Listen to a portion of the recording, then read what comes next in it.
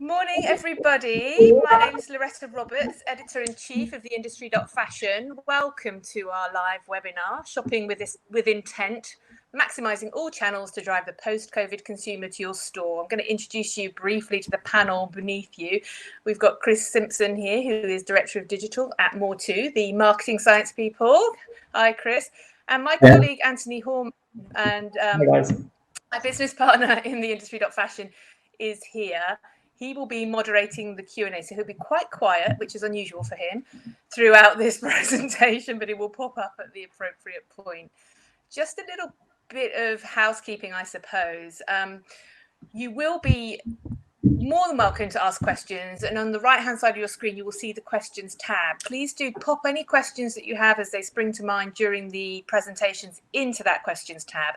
And Anthony will be monitoring that. While we're presenting, Chris and I will be focusing on our presentations, but we will take the questions at the end. So please do take the opportunity to pose them to us, and we'll get through as many of those as we can at the end of the session. Here's our agenda for you today. This is me. I'm going to just talk to you, set the scene a little bit about how fashion shopping is changing at the moment. Those of you who have got stores, I'm hoping that they're open now and you're seeing some customer footfall, but obviously there are some changes in the volume of footfall and the way people are behaving when they get to store, and that's really what I wanted to set the scene.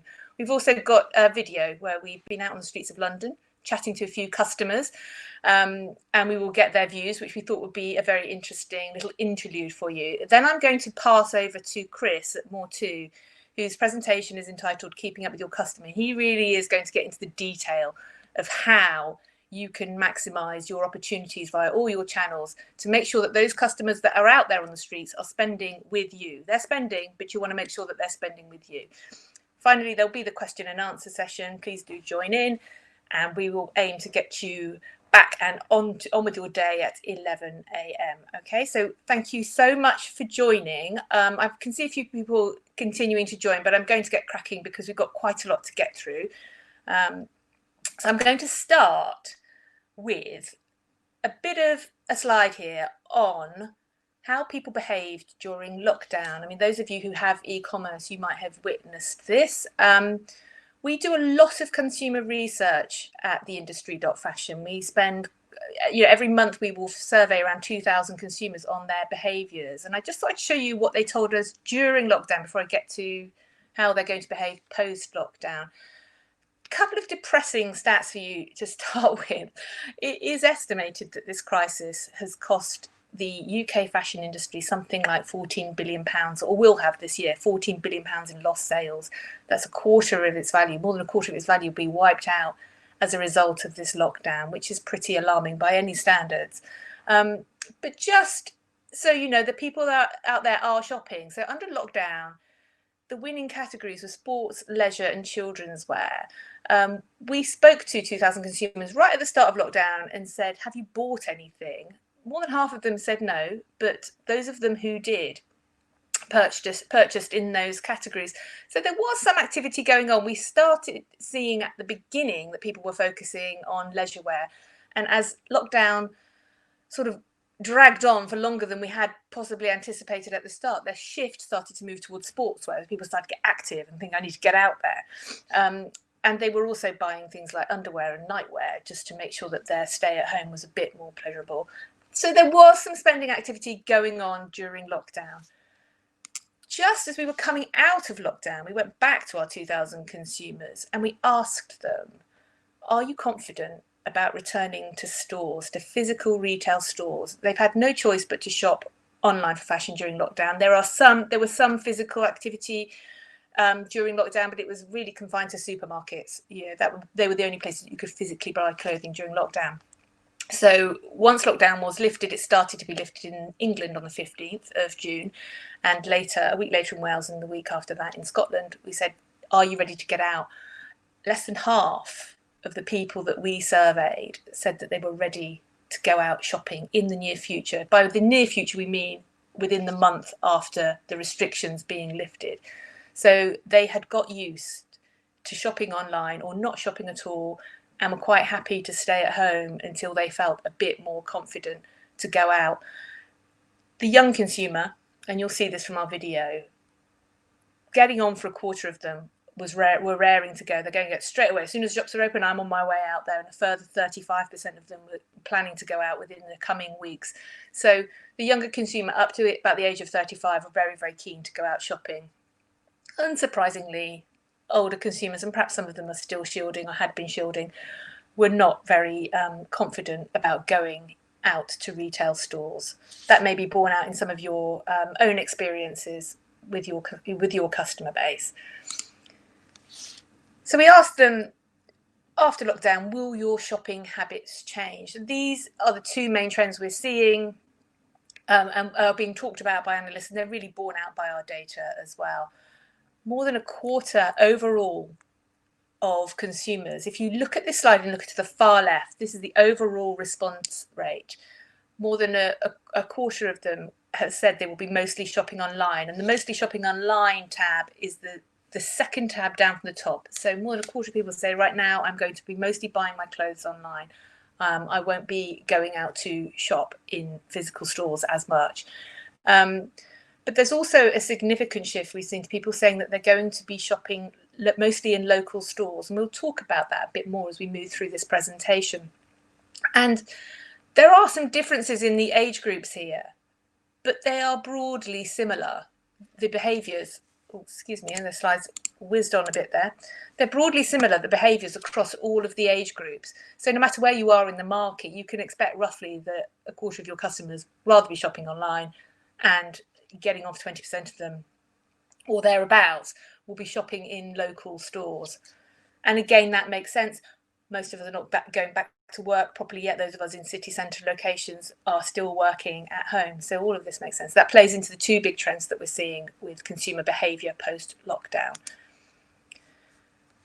So there are fewer customers on the street. These are slightly depressing statistics, I suppose, but entirely unsurprising. That picture you can see on the left-hand side there of the screen as you look at it is Oxford Street at lunchtime at the end of June. And any of you who are used to shopping at Oxford Street at lunchtime in June, which is high tourist season, would not recognise this image. Yes, there are people out, but normally you can barely get through the crowds on the street. We've looked at the latest Shopper Track footfall figures that have come through. And for the week of the 21st to 27th of June, so that's 1 week after stores in England were permitted to open, year on year, footfall was down more than 50%, so 53.4% year on year. This is just completely unprecedented in terms of a reduction in shopper numbers. This is across all destinations across the UK. It's not just London. I hasten to add, I just used the picture of London as an illustration. The following week, things improved a little bit. The week of 28th of June to the 4th of July included the so-called Super Saturday, which was the day that hospitality was able to open. So pubs, cafes, restaurants were permitted to open in a restricted way, which we had hoped would boost footfall significantly. And yet footfall was still down by 50%. It elicited some improvement, so it encouraged more people to go out, but not a significant amount. In fact, if you looked at the footfall rise during that week, the lowest rise in footfall on a day-to-day basis happened on that Saturday.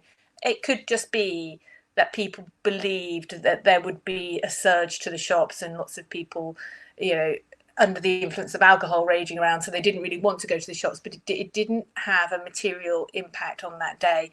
It should start to make an impact moving forward, and as other services on the high street, such as beauty salons and spas, etc., are able to open, one would hope that that would increase footfall. However, the reality is we're going to be dealing with significantly and unprecedented, and I'm sorry to use a cliche, but it is unprecedented reduction in footfall for quite some time to come. But here's some good news, because I don't want to depress you completely. The title of this webinar was Shopping with Intent. Those people that are going out, those people who've put on their masks, they've got on the train, they've got in their car, they've made the effort, they are going out to spend. And that is really the crux of this webinar. People are out there, they're buying. What you need to do as retailers and brands is make sure that they come to your store and they buy when they get to your store. I've did a bit of research across some major shopping destinations across the UK, and this is borne out in what they've told us. So Land Securities is a big shopping mall operator. I'm sure many of you may have stores in some of their destinations.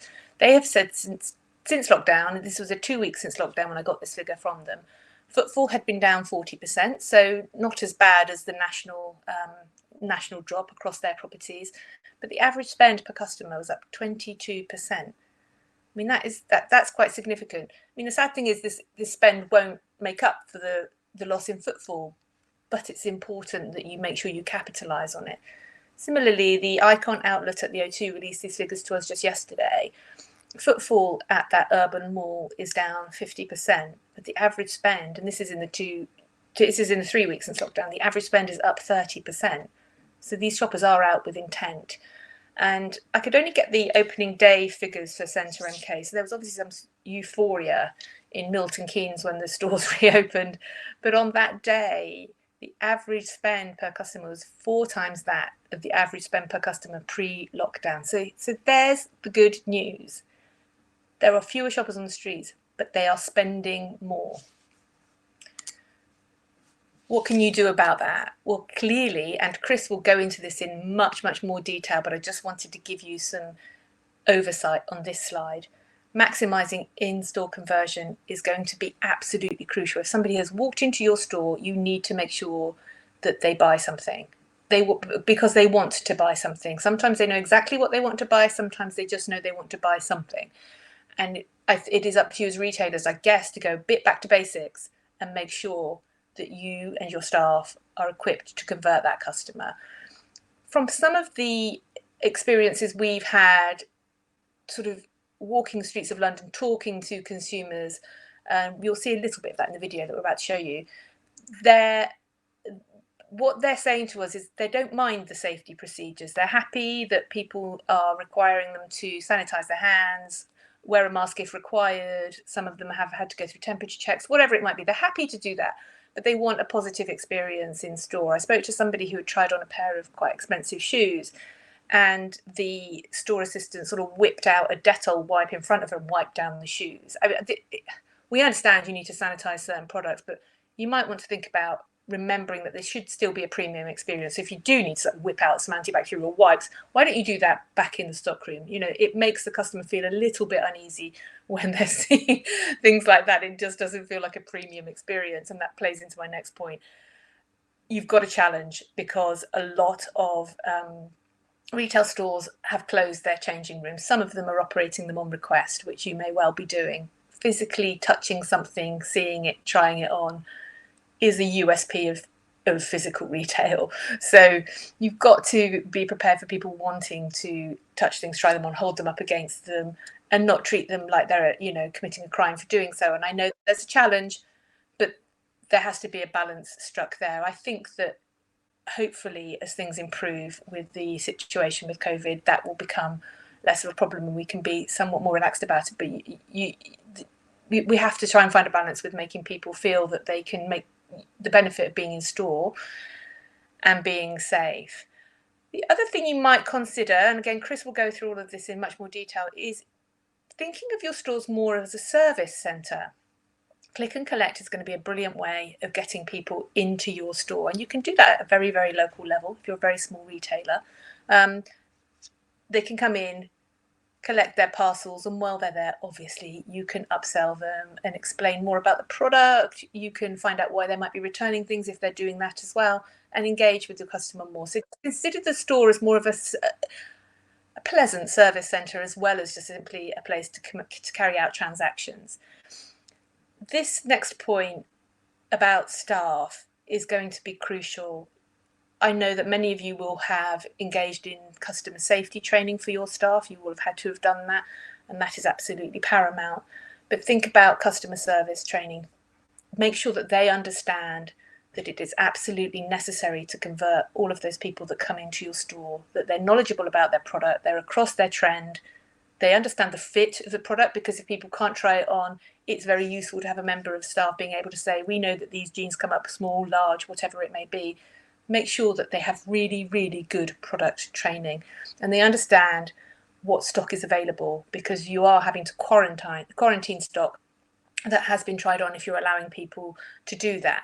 I have a friend of mine who went to Bicester Village and wanted a particular Gucci jacket, and they were able to say, we have got it, it's in quarantine, it will be released in 48 hours. She went back and got it. So if they really want something, they will make that effort to come back and return and buy it, or maybe you can arrange to have that delivered to them or something like that. But as long as you've got a handle on what you've got available, you can make sure you maximize that sale. We're expecting to see a lot more in-store technology leveraged over the coming months, and it doesn't necessarily have to be super expensive, but fit technology, stock availability technology, and contactless checkout is going to become so much more important moving forward. So think about those things. Like I said, I'm just giving you a brief overview here. I'm not going to go into the specific detail because Chris will be talking about that.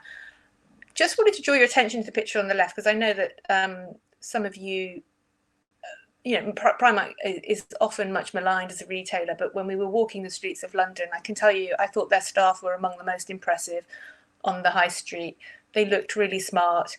They had headsets on. They were controlling the queues. They were upbeat. They were friendly. They made the whole experience of this new retail that we're experiencing feel fun and feel like a pleasure. And so I take my hat off to them, because that is a very sort of low price retailer, but you went there and it just felt like a party, even though you had to stay X amount of meters apart, whatever it was. They really made it feel like a fun experience, and it just took away the intimidation of going out to shop under these rather difficult circumstances.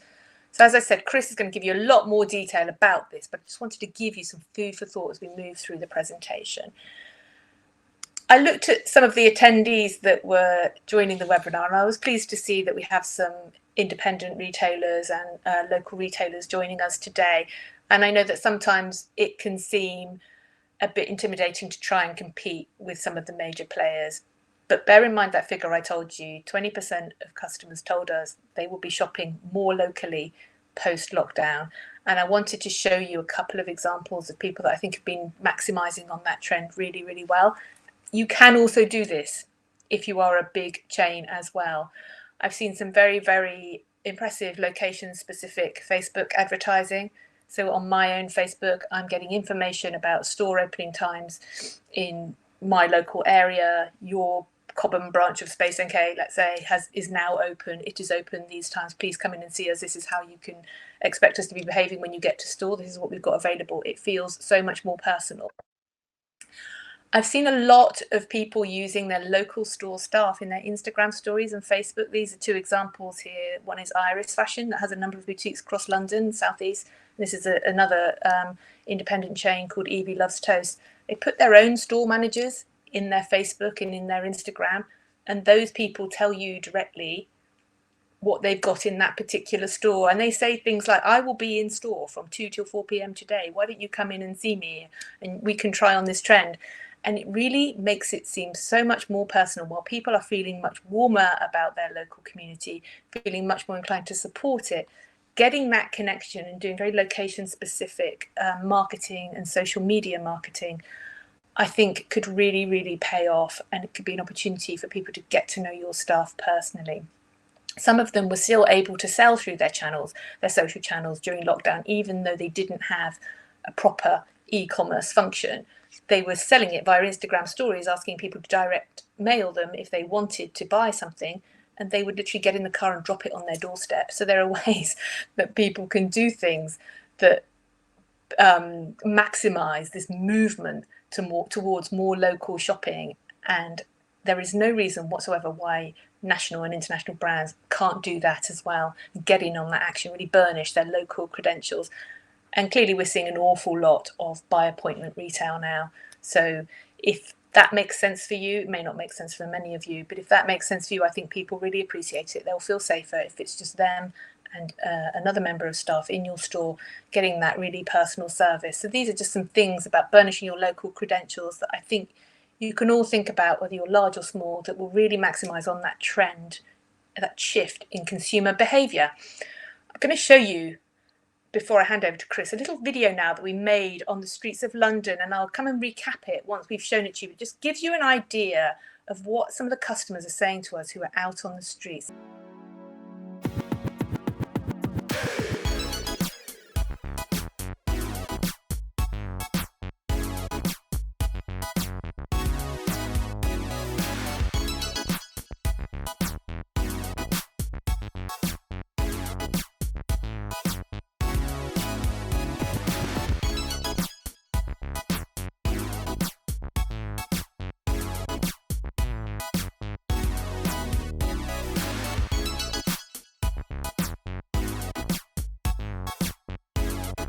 I'm in town today just to the first day that you're coming out to actually shop. Because I've got to be here before it's flooded with a whole lot of people. I'm never going to have this experience again of London so quiet and to have loads of liberties to myself. Have you shopped at all during lockdown online? Yeah. Where have you been shopping? Zara, Amazon, Marks and Spencer, Pretty Little Thing, Debenhams, Bershka. So it hasn't stopped you wanting to buy fashion? No. I'm only here because I get 50% off. You're a key worker? Yeah. Yeah. So what are you planning to buy? I don't know, maybe a winter jacket or sports and extra shorts. Yeah. Extra socks, that's it. Have you been shopping for fashion online during lockdown? Lots. Where have you been shopping? Like ASOS and I don't know, but where have you been shopping? So Harvey Nichols had a 30% off the rewards member, so I've done a lot there. It hasn't really changed anything because the online shopping business is so big at the moment. It's good to get back to the streets. You're happy to be back in the retail store. You've been looking forward to today? Yeah, definitely. We bought some t-shirts, shoes and some makeup. Did you feel safe shopping with all the new? No, I think for me this doesn't matter. I thought it was not a bad thing for us to get open, but then of course the old argument is, will people bother to come into town much because there's not restaurants and bars open in Soho particularly. But I'm hoping that is true because a lot of people have what they had to spend their money on.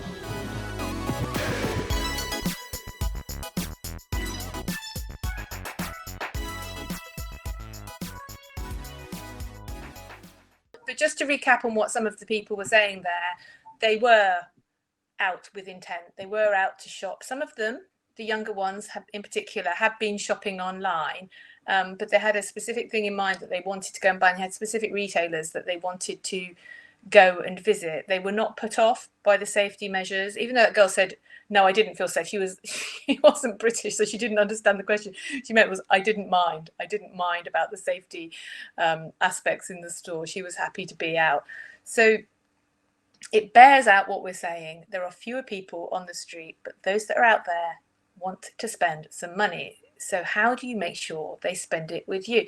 So I'm going to hand over to Chris from Mortu, who are the marketing science people, and he's going to go into a masterclass for you on converting your customer and keeping up with your customers. So Chris, I'm going to let you take to the floor. I mean, it's worth, as a prelude to what I'm going to talk about, just saying that we've tried to pull out a collection of ideas, of approaches, just food for thought as much as anything. So it's not like a super structured, this is, A to Z of going through every aspect of your buying journey. It's more a prompt to say, in changing times, we have to change. We have to become students of different ways of doing business, and perhaps follow different competitors and start latching on to a different way of thinking about things, because there's been such a fundamental shift in consumer behavior. And I was actually talking to Y Receipts just recently, and just to back up some of the numbers that Loretta was sharing earlier, they were saying, interestingly, that 40%, as of recently, the sales transactions were up to 40% of the levels pre-COVID, which, when you bear in mind, and this was across the store base that they work with, and they have maybe 15% of the store estate open at the point where they were pulling this data.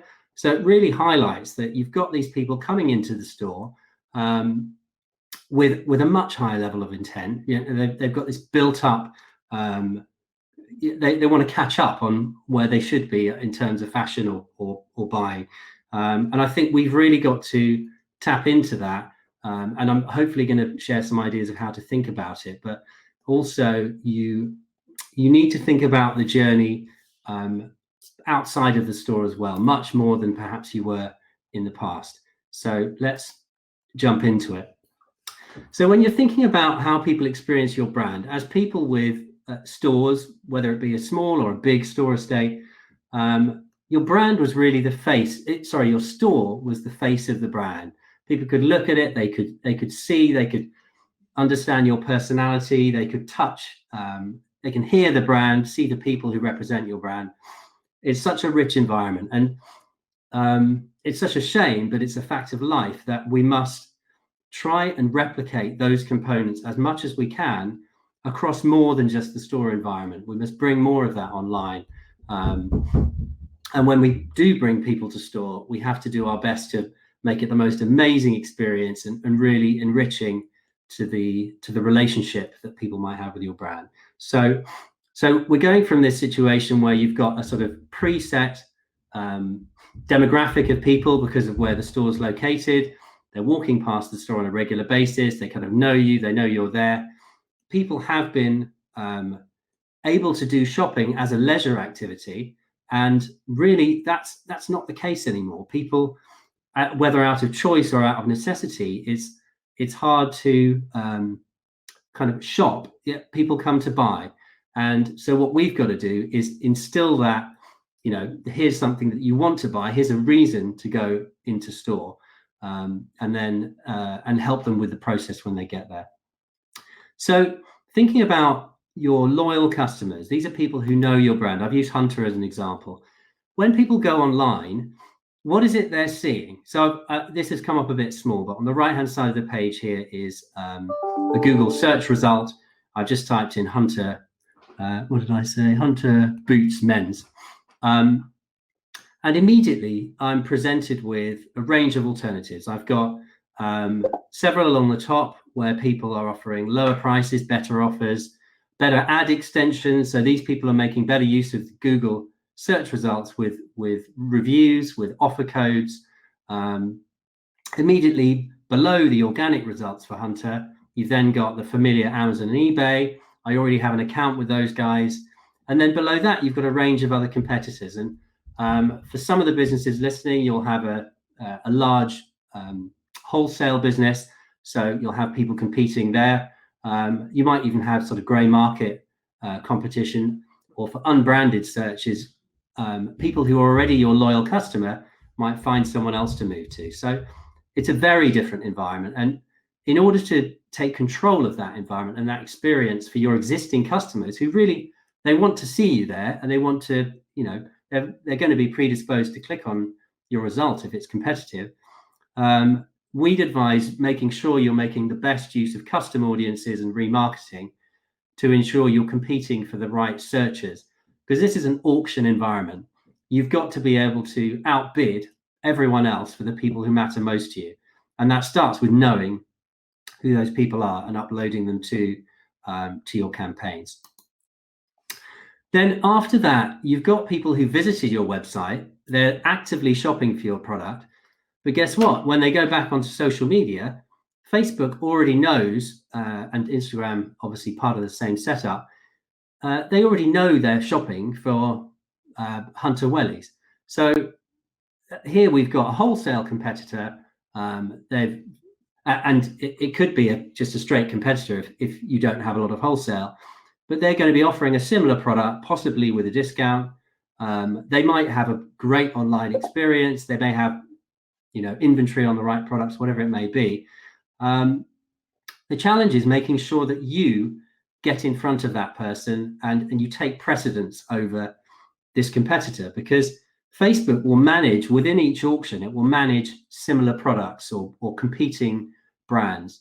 And so your chance to get in front of your customer is predicated on knowing how to use the platform and bidding enough to make sure your customers see you. So you have to think this way and know that it's a kind of competition, it's a battle. And you want to make all of your setup optimized, because that's the way you'll beat these big kind of scaled online businesses. So the second point, and again, Loretta kind of talked to this a little earlier, it's got to feel really natural to engage with your brand wherever I choose to, or you know, however I can.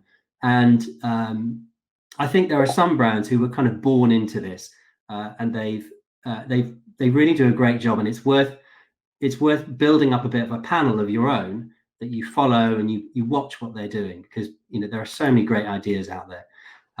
Just by way of an example, I've shown Cézanne here. It's a French brand that sort of brings that Parisian style to the UK, and just For example, here you've got, this is their homepage. It's nice and uncluttered. Actually, there's no mention of COVID, refreshingly. There's all too many sites with massive banners across the top saying, "It's business as normal," or, you know, 2 of our stores are open, or whatever it may be. And I think it's finding a way to tell that story sympathetically and at the right time. So these guys are quite understated about it. Then if you look at their organic Instagram, for example, and their paid activity on Facebook, it's a very consistent experience. And you know, I don't need to tell you guys this is kind of marketing 101. But if I look at, I'm just going to share my screen for one moment.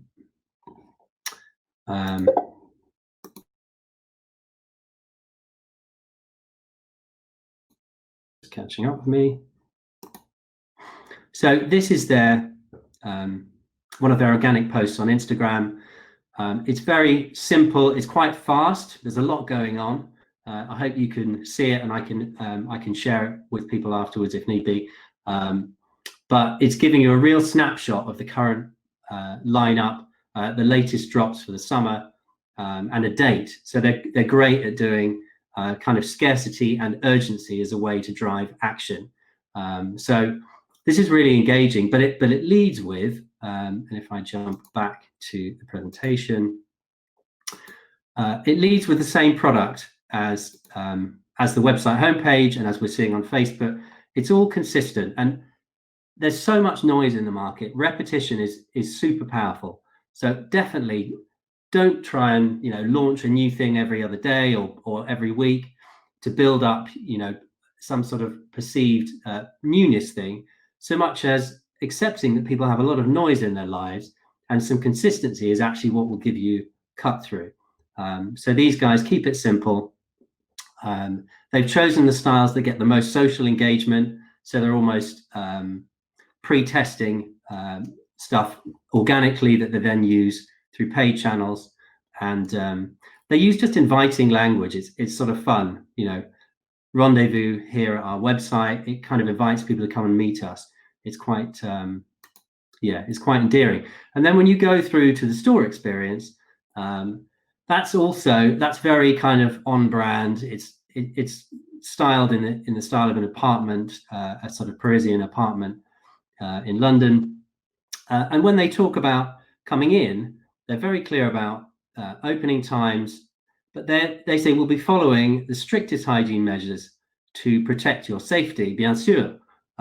So they're still a bit playful with it, and I think it's finding ways to get the message across without it seeming just extreme and sort of uninviting. Because at the end of the day, retail, I think, is about hosting. It's about, you know, inviting someone in and making it a pleasurable experience. It's not just about the transaction. And I think it's easy to forget that when there's so much kind of COVID style barriers in the way. So an interesting brand to watch. My point there is not that these guys are the best in the world. It's that you should find brands that inspire you and make you think differently about the omni-channel experience. So I've got a question here about whether retail has changed. And I think, I mean, it's a rhetorical question. I think the essence of retailing hasn't really changed, because what it's about is, as I said, it's about making it a fun experience, engaging, helping people discover stuff they hadn't expected, or understand more about your product or brand, or helping people find styles that they might not have otherwise tried on. But I went into a store recently, and she had the hand gel like a gun as I came in, and it was just like, well, already I'm kind of feeling like I need to get out of here. So although the signs may be necessary, you can still be polite, and the point about Primark is a good one. Those guys made it fun. People can't browse as easily. They can't try on in some cases, so definitely we need to help them. And I think we can do more online, and possibly through email, for example, to lead people through the range, to help people identify products that would suit them.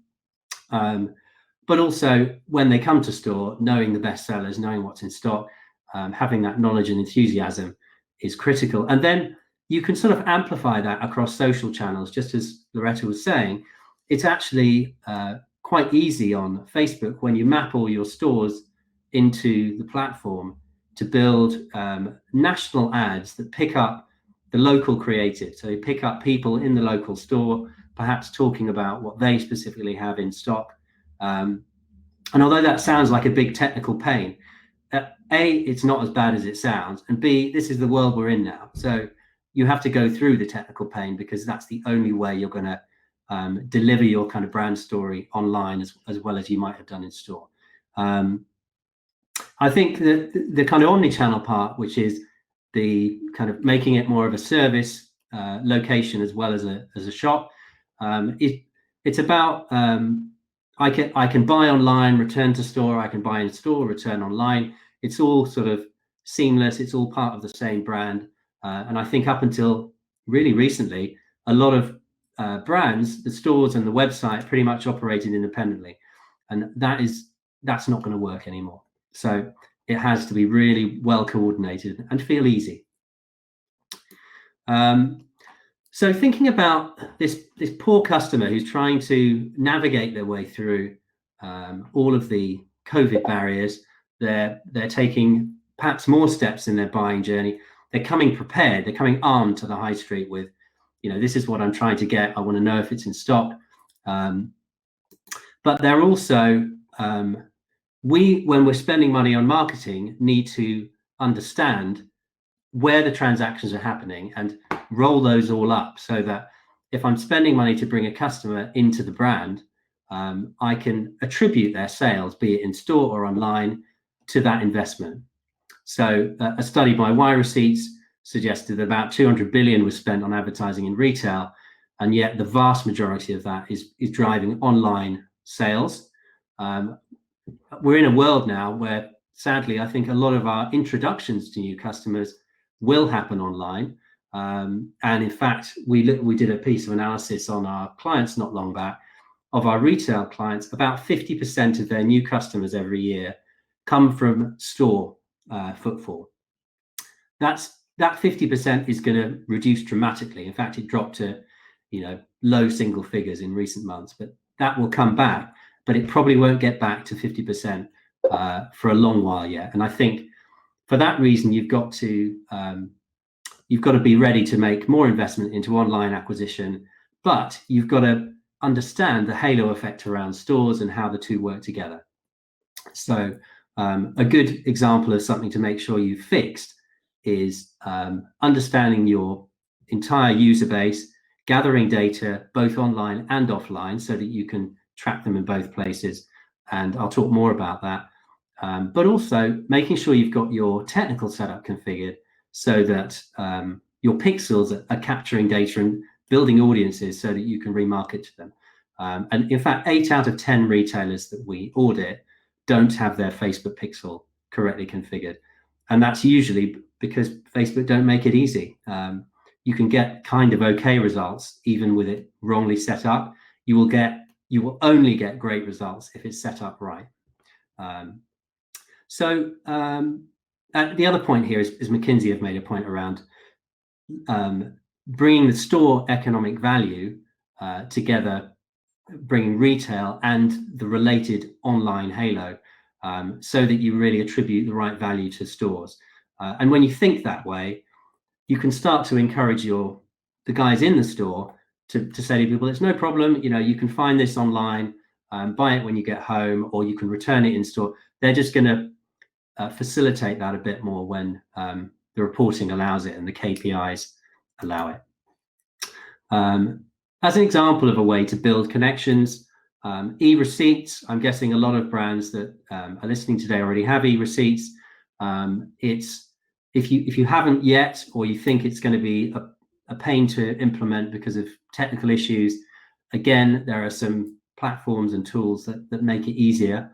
But the difference in terms of data capture is significant. And I think in a world where people are looking for less physical contact and less bothered about receipts, on paper, actually there's a benefit to having an e-receipt, because from a customer perspective, it's easy to refer back to old orders, it's easier to process returns, and solutions don't necessarily require heavy integration. So as an example here for Benefit Cosmetics, where they got a massive uplift in promoted products compared to control stores who weren't using the e-receipt setup.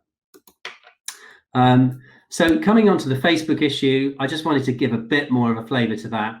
Let's do a quick time check. The issue is, if you've not seen, how the Facebook pixel works, often it is capturing data on everything people are doing on your site and all of your competitors' sites, down to the specific product, size, cost, you name it. If you've got the right information there, you're telling people where someone is at in the buying journey as well. So you've got page view, view product, add to cart, and purchase. And the powerful thing about Facebook and Instagram is, depending on where someone's at in that journey, the right ad will be different. If these platforms can't actually understand that, the AI doesn't work as hard for you.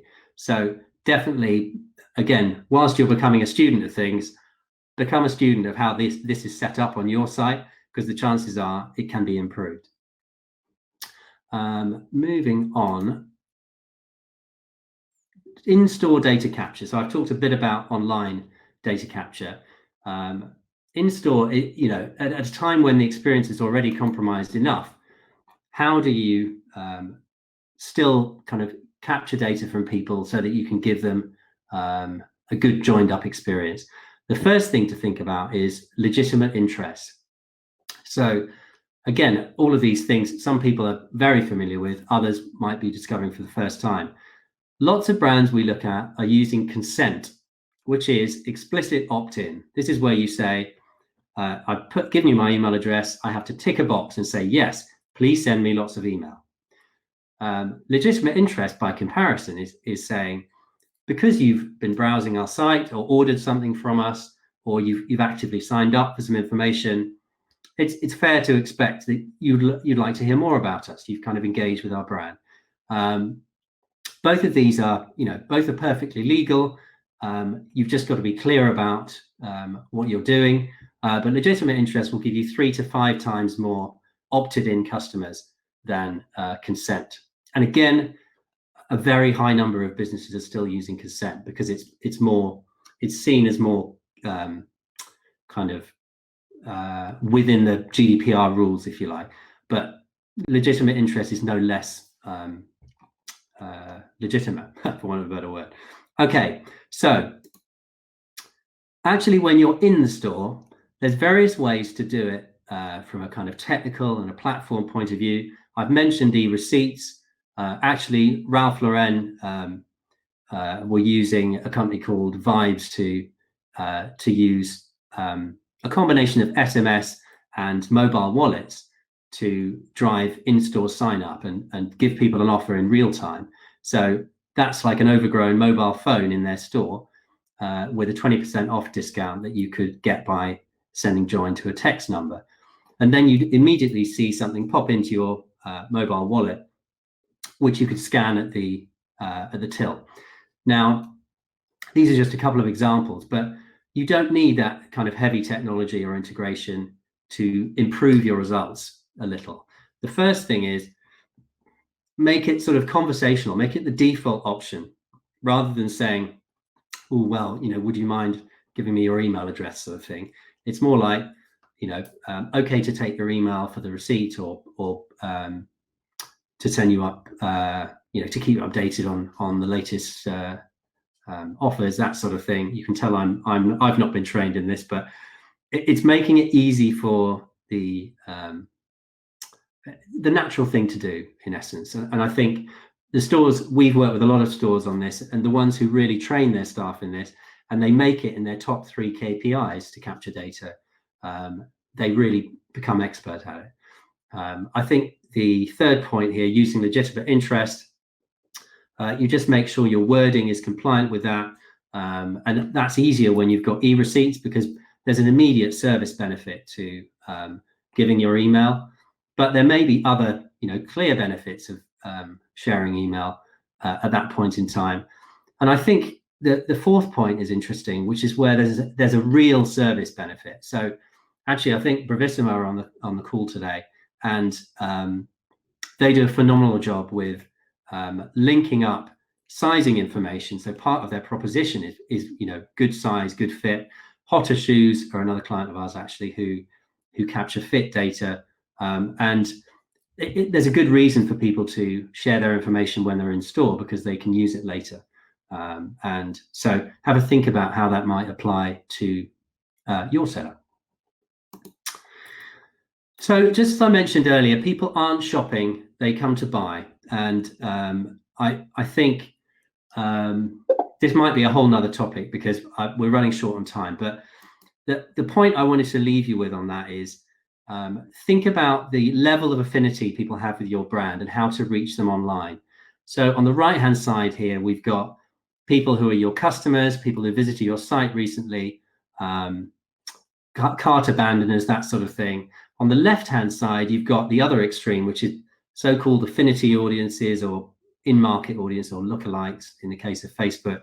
And we've got Google and Facebook on the left-hand side here. It's actually these guys in the middle that you want to really get your arms around. These are people who've engaged with your brand. They might have watched a video through social media. They might have visited your website, but not for a long time. You may be able to build broad audience targeting on Facebook. Drop me an email if you'd like me to explain that. But it's this middle ground where we've got to find these customers who've been coming to our stores for ages. We don't have their data, so we've got to find people with brand affinity who we can market to, bring them into the website experience, bring them back into the store. And a brief word on incremental reporting. It's always a challenge, but particularly with social media, to get enough investment, given that actually it really does perform well.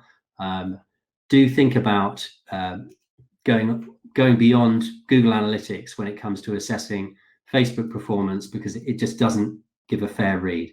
And actually within Facebook, you can use something called lift tests, which enable you to really get a true read on the extra revenue you're getting from the activity.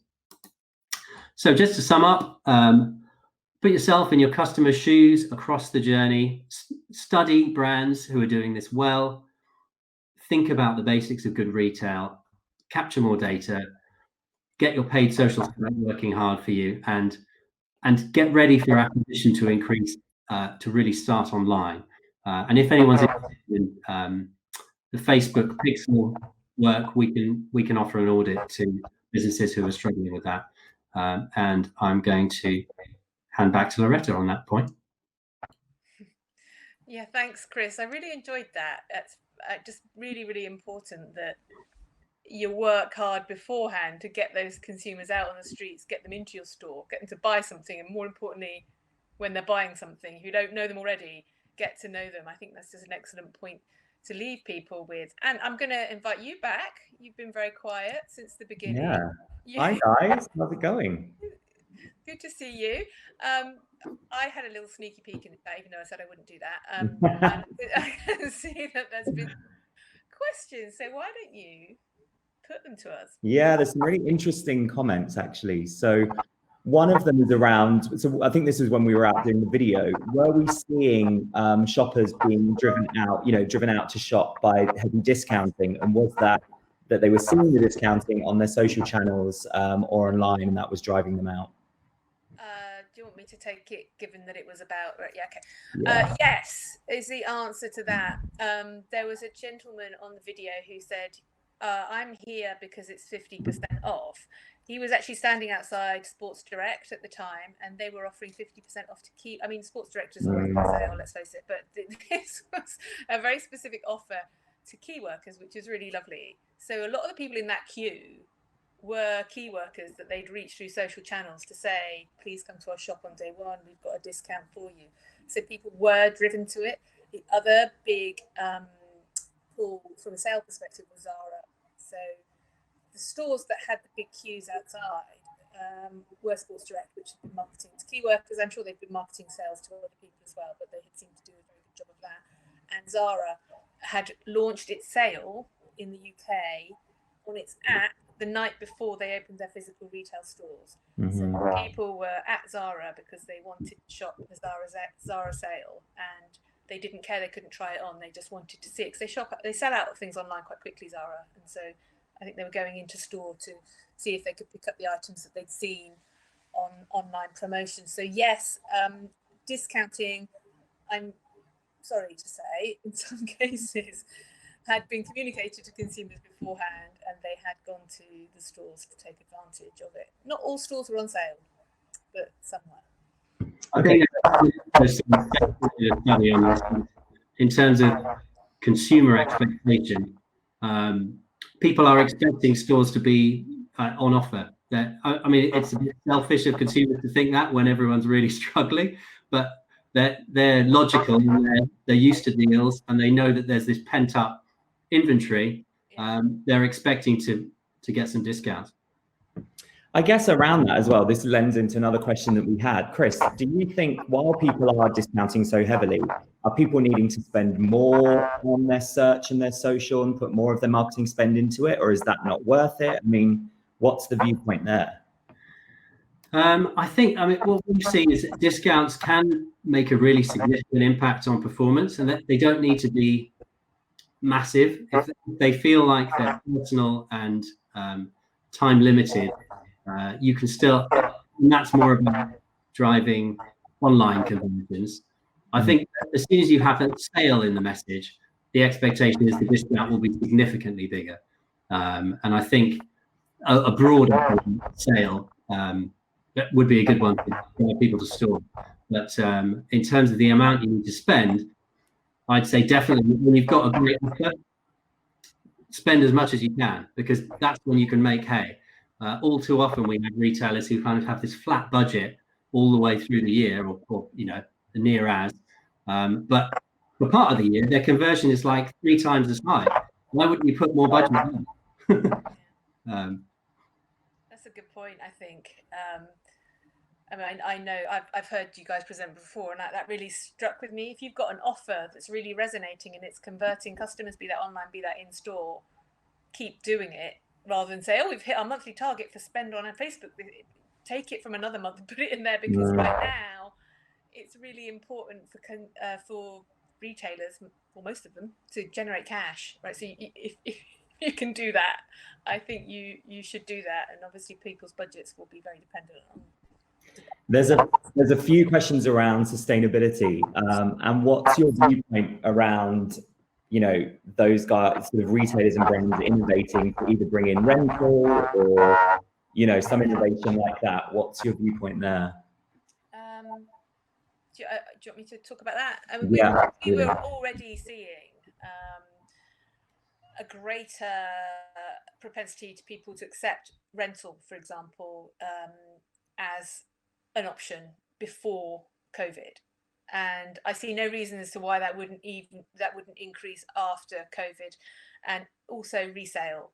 So if during lockdown, I think it's Vestiaire Collective, I can't remember the exact figure that they raised, but they raised millions upon millions of pounds of investment for their resale platform, because the investors reasoned that resale would boom post-COVID.